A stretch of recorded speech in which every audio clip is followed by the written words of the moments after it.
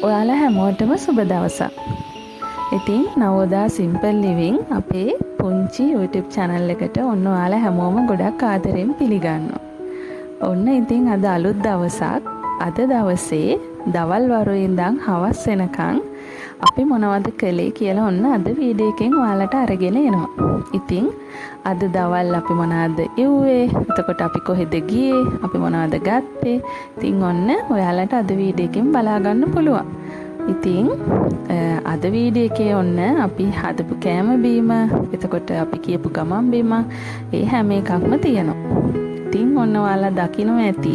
දැන් ඔන්න ඉතින් මම දවල්ට අද බතල ටිකක් උයන්න කියලා තමයි හදන්නේ. ඉතින් අද ඉතින් ඔන්න ගෙදර තියෙන දේවල් ටිකක් තමයි හදන්නේ. මොකද හැමදාම පරිප්පු එහෙම උයන හින්දා මං හිතුවා අද බතල ටිකක් උයන්න ඕනේ කියලා. මොකද පොඩි කට්ටියත් හරි කැමති බතල කන්න. ඉතින් එයාලා බතල තම්බලා කනවට වඩා බතල උයලා කන්න කැමති. මොකද අර බතල වල පොඩි පැණි රස ගතියක් තියෙනවානේ. ඉතින් ඒකත් එක්ක බතල උයලා කන්න දුවයි පුතයි දෙන්නම කැමති. ඒකින්ද ඉතින් ඔන්න මම අද බතල ටිකක් උයන්න කියලා තමයි හදන්නේ දවල්ට. ඉතින් ඔයාලත් කැමති නේද බතල උයලා කන්න?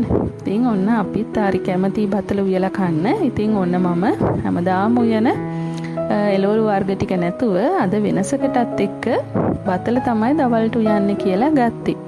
ඉතින් බතල හොඳට සෝදලා පිරිසිදු කරගෙන කපලා ඔය විදිහට ඉතින් ඔන්න මං බතල එකට පොල් කිරි දාගෙන ඒකට ඕන කරන කරපිංචා, රම්පේ, එතකොට මිරිස්, ඒ හැම දෙයක්ම දාගෙන ඊට පස්සේ බතල එකට ඕන කරන 3-5 මිරිස් කහ ඒ ටිකත් ඔන්න එකතු කරගත්තා. ඉතින් අද ඇත්තටම මේ බතල ටිකක් මට තාත්තා තමයි ගෙනත් දුන්නේ. ඒක හින්දා ඉතින් ඔන්න කඩෙන් ගත්තේවත් නෙවෙයි. ඒ හින්දා ඉතින් බතල හොඳට මේ රසට උයන්න තමයි අද මං ඔන්න අරගත්තේ. ඉතින් පොඩි කට්ටිය තම්බලා කනවට වඩා මං අර කිව්වා වගේ බතල උයලා කන්න ගොඩක් කැමති. ඉතින් ඒක හින්දා ඉතින් ඔන්න සුදු බතල තමයි මේ. ඉතින් ඒ ටික ඔන්න මම හදන්න ගත්තා. ඉතින් කහ බතලත් දුවයි පුතයි කැමති උයලා කන්න. ඉතින් දෙකම රසයි. ඉතින් අද මෙන්න මේ සුදු බතල ටික තමයි ඔන්න මම උයන්න අරගත්තේ.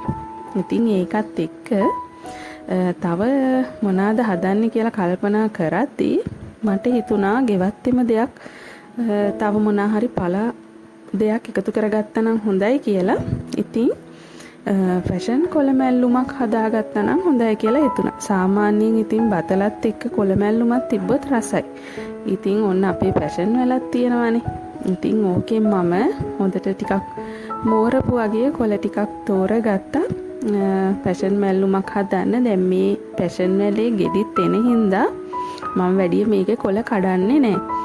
මොකද එතකොට වැල බාල වෙනවා කියනවනේ. ඉතින් ඒකේ හින්දා දැන් මේ ගොඩ කාලයකට පස්සේ තමයි ඔන්න ෆැෂන් වලින් මම ඔය කොළ ටිකක් කඩා ගත්තේ. ඉතින් ඒකත් මම ඔන්න ටිකක් මෝරපු කොළ වලින් තමයි තෝරලා කඩා ගත්තේ. ඉතින් මහා ගොඩක් නෙවෙයි, ටිකක් තමයි ඔන්න ඉතින් හදන්නේ. ඉතින් ඔන්න ඔය විදිහට මම ෆැෂන් වලින් ෆැෂන් කොළ ටිකකුත් කඩා ගත්තා. ඉතින් ගොඩක් වෙලාවට අපිට ඉතින් සාමාන්‍යයෙන් ගෙවත්තින් තියෙන දේවල් වලින් උනත් සාමාන්‍යයෙන් ගෙදර කෑම වේලකට දෙකකට ඕන කරන જાති හදාගන්න පුළුවන්. ඉතින් ඔන්න බලන්නකො මගේ මෑ කරල් වල ඇවිත් තියෙනවා, මල් ඇවිත් තියෙනවා. අපිට ඉතින් සාමාන්‍යයෙන් කලවම් මැල්ලුමක් හදනවා නම් මෑ කරල් කොලත් එකතු කරගන්න පුළුවන්. මම නම් ඉතින් අද මෑ කරල් වලින් කොළ කැඩුවේ නැහැ. මොකද කරල් එන හන්දා කොළ කැඩුවේ නැහැ. ඉතින් අපිට මෑ කරල් කොලත් හරීම රසයි මැල්ලුමක් හදාගන්න. සාමාන්‍යයෙන් ගොඩක් වෙලාවට අපේ අම්මලා හැම කලවම් මැල්ලුම් හදනවා. ඒ කියන්නේ ගොඩක් වෙලාවට ෆැෂන් කොළ, ඊට පස්සේ කෝප්ප කොළ, ඊළඟට මෑ කරල් කොළ මේවා එකට දාලත් හදනවා. හරිම රසයි. ඉතින් ඔන්න බලන්නකො මගේ බතල එක ඔන්න ඔය විදිහට තමයි උයලා ඉවරුනහම තියෙන්නේ. ඉතින් හොඳට මිටි කිරි එහෙම දාලා පොල් කිරි දාලා හැදුවහම බතල හරිම රසයි. ඉතින් ඔය විදිහට බතල උයලා කොළ මැල්ලුමකුත් හදාගෙන තව මම බැදුමක් හදාගත්තා. කරවල බැදුමක්. ඊට පස්සේ ඉතින් ඔය ඔක්කොම ටික හදලා ඉවර වෙලා කම්මැලි නැතුව ඉතින් කිචන් එක පිරිසිදු කරගන්න එකත් කරන්න ඕන. සාමාන්‍යයෙන් පුරුද්දක් විදිහට මම උයලා ඉවරුණාට පස්සේ ওই විදිහට සිංක් එක හොඳට පිරිසිදු කරගන්නවා. ඕකට ඉතින් මම ඔය අයින් කරපු පරණ බ්‍රෂ් එකක් එහෙම තියාගෙන ඉන්නේ. ඉතින් බ්‍රෂ් එකෙන් හොඳට අර අයින් වල තියෙන කුණු යනවනේ. ඉතින් විම් ටිකක් දාලා ඔය වගේ හොඳට සිංක් එක හොඳට පිරිසිදු කරගන්නත් ඕනේ. ඉතින් අපි මේ සාමාන්‍ය උයලා ඉවරුණාට පස්සේ ගොඩක් වෙලාවට කරවල ඒ වගේ හාල් මැස්සෝ මාළු මස් මාළු ඒව හැදුවට පස්සේ සිංක් එක හොඳට ක්ලීන් කරගන්න ඕන. මොකද නැත්තම් මැස්සෝ එන්න බලනවා. නැත්තම් සිලි ගඳ එනවා, පිලි ගඳ එනවා. ඒ හින්දා පුළුවන් තරම් සිංක් එක හොඳට ක්ලීන් කරගන්න ඕනේ. එතකොට සාමාන්‍යයෙන් ඉතින් ඔය මැස්සෝ එන එක එහෙම අඩු වෙනවා. එතකොට මැස්සෝ ඉතින් ඇත්තටම එන්නෙම නෑ. නිතරම අපි කිචන් එක පිරිසිදුව තියාගන්නවා නම් ඇත්තටම ඉතින් මැස්සෝ එන එකක් නැහැ. අර අපි සාමාන්‍යයෙන් මස් මාළු හදන ඒ වගේ ස්මෙල් එක ආවොත් තමයි ඉතින් ඒ වගේ සත්තු එන්නේ.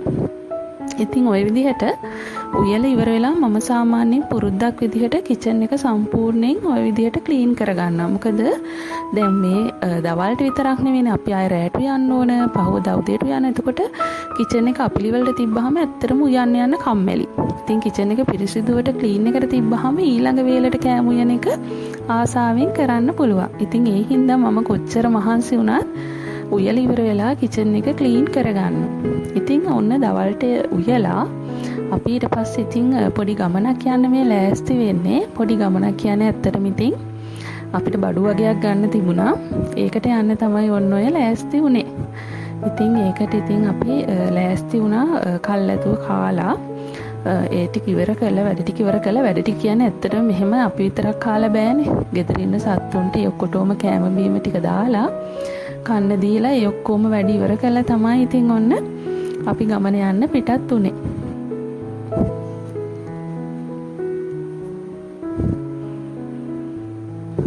ඉතින් දුවටත් මේ දවස්වල ඉස්කෝලේ නිවාඩු හින්දා එයත් ඉතින් ඔන්න අද දවල් ඉන්නවා අපිත් එක්ක. ඉතින් ඔන්න ගමන් යන්න. දැන් ඉතින් මේ දවස් ටිකේම ගමන් බිමන් වලට එයත් එනවා. මොකද ඉස්කෝලේ නිවාඩුනේ. ඉතින් ඒ හින්දා ඔන්න ඉතින් අද දුවත් ඉන්නවා. ඉතින් දුවත් එක්කගෙන තමයි ඉතින් ඔන්න අපි ටවුන් එකට ගියේ. ගිහිල්ලා ඉතින් බඩු ටිකත් අරගෙන එයාට ෆෘට් සැලඩ් එකක් එහෙම අරන් දුන්නා. ඉතින් එයා විතරක් නෙමෙයි ඉතින් අපි ඔක්කොමලා ෆෘට් සැලඩ් කෑවා. ඉතින් ඒවත් කාලා බීලා ඔක්කොම ඉවර කළා. ඊට පස්සේ මට මල් පැල වගේක් ගන්න තිබුණා. ඉතින් ඒකට ඔන්න මල් පැල තවානකට ගියා. ඉතින් මේ මල් පැල තවානේ බලනකො ලස්සන මල් පැල වර්ග ගොඩාක් තියෙනවා. හැබැයි මට නම් ඕන කරලා තිබුණේ මල් එන පැල වර්ග වලට වඩා මට ලස්සන මල් වැටියකට වගේ හරියන මල් පැල වර්ග ටිකක් තමයි ගන්න ඕනුනේ. ඉතින් ඔන්න මම මල් පැල ටිකකුත් අරගත්තා.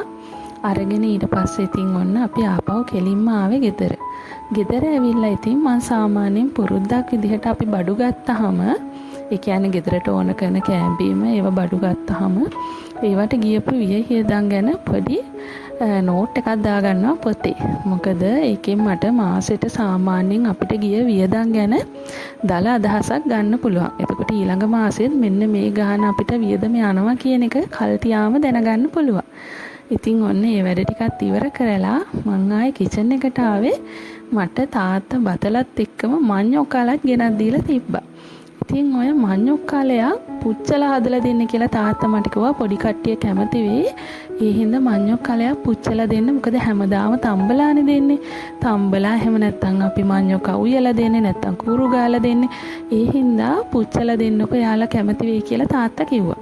ඉතින් ඒක හින්දා ඉතින් ඔන්න මම එතනින් ඒ කාලයක් අරගත්තා. ඒක ඉතින් ඔන්න ඔය විදිහට දරලිපට දාලා බැලුවා මේ ඒ කට්ටියට පුච්චලා දෙන්න. පොඩි කට්ටිය එහෙම කාලා නැහැ. ඉතින් ඒ හින්දා එයාලටත් වෙනසක් හින්දා පුච්චලා මේ හොඳට පුච්චලා දීලා බලන්න ඕනේ කියලා ඔන්න ඔය විදිහට ඉතින් මඤ්ඤොක් කාලේ මං ඔන්න ඔහම ලිපට දාගත්තා. ඔයාලත් එහෙම කාලා තියනවද? මමත් පොඩි කාලේ කාලා තියෙනවා. ඉතින් ඒ වුණාට අපේ පොඩි කට්ටියට ඉතින් අපිට එහෙම හදලා ඇත්තටම හදලා දෙන්න එහෙම එච්චර ඒ ගානක් ගිහින් නැහැ. ඉතින් ඔන්න මේ තාත්තා කියපු හන්ද මට හිතුණා එහෙම හදලා දීලා බලන්න ඕනේ කියලා. ඉතින් මඤ්ඤොක් කාලේ ඔන්න ඔය විදිහට පුච්ච ගත්තට පස්සේ බලන්නකො මැද හොඳට ඔන්න ඔය වගේ තැම්බිලා තියෙන්න ඕනේ. එහෙම නැතුව අමු ගතියට තිබ්බොත් නම් කන්න බෑ. ඒ හින්දා මඤ්ඤොක් කාලේ ටිකක් හොඳට තැම්බෙන්න මේ ගින්දරට දාලා තියෙන්න ඕනේ. ඊට පස්සේ ඉතින් ඔන්න ඔය වගේ අපිට පොත්ත අයින් කරගන්න පුළුවන් ওই උණු පිටම තමයි මම ඔන්න සුද්ධ කරන්න ගත්තේ. ඔන්න ඔය වගේ හොඳට අපි සාමාන්‍ය මඤ්ඤොක්ක තැඹුවාම තියෙන ඒ වගේ නිකන් ඇතුළ හොඳට තැඹිලා තියෙනවා. ඉතින් එදා රෑ මං මාළු උයාගත්තා. ඉතින් ඒ හන්ද ඔන්න මඤ්ඤොක්කාලේ සුද්ධ කරගෙන ඒකට මාළු හොදි ටිකක් තමයි දාගන්නේ. පොඩි කට්ටියට දෙන්න තමයි මං ඔන්න ඔය විදිහට මාළු හොදි ටිකක් ඔන්න මඤ්ඤොක්කාලේකට දාගත්තේ. ඊට පස්සේ ගාගත්ත පොල් ටිකකුත් ඒකටම දාගත්තා. එතකොට ඒ කට්ටියට මාළු හොදි වලයි පොල් වලයි ගහගෙන කන්න පුළුවන්. ඉතින් ඔය වගේ සරල කෑම ටිකක් තමයි ඔන්න අපි එදා හැදුවේ. ඉතින් ආයෙත් ලස්සන වීඩියෝ එකකින් ඔයාලව හම්බෙන්නම්.